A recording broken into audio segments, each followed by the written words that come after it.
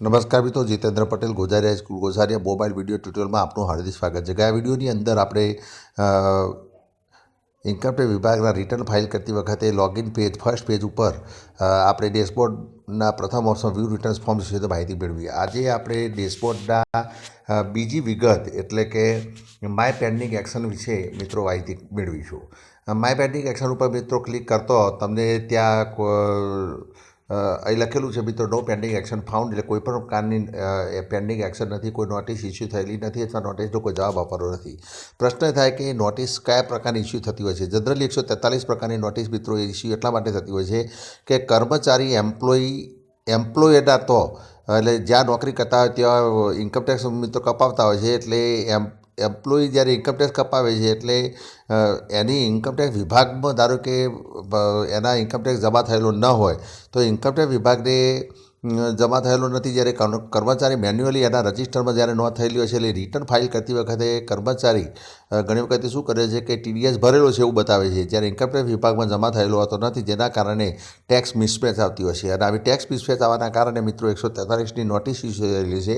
આ notice A my pending એક્શનની અંદર મિત્રો ખાસ કરીને જોવા મળતી હોય છે। તો આવી નોટિસનો જવાબ ચોક્કસ ડોક્યુમેન્ટ સાથે મિત્રો આપણે ઓનલાઈન આપી શકીએ છીએ। ત્યાં છેલ્લે ઓપ્શન પણ હોય છે કે તમે તમારો રિસ્પોન્સ આપી શકો છો।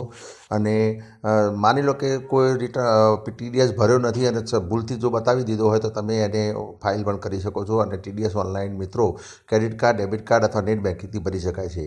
તો ડેશબોર્ડની આજે બીજા નંબરની વિગત હતી એ ખાસ કરીને આપણા રિટર્ન્સ અને કમ્પ્યુટેશન એટલે કે કોમ્પ્યુટર દ્વારા ગણાયેલું રિટર્ન્સ અને આપણા દ્વારા ગણાયેલા રિટર્ન્સની અંદર જો મિસમેચ હોય તો એના પ્રકારની નોટિસ ઇસ્યુ થયેલી હોય છે, એના વિશેની મિત્રો માહિતી માય પેન્ડિંગ એક્શનની અંદર હોય છે, અને એના વિશેનો તમે આન્સર ઓનલાઈન મિત્રો ફાઇલ કરી શકો છો।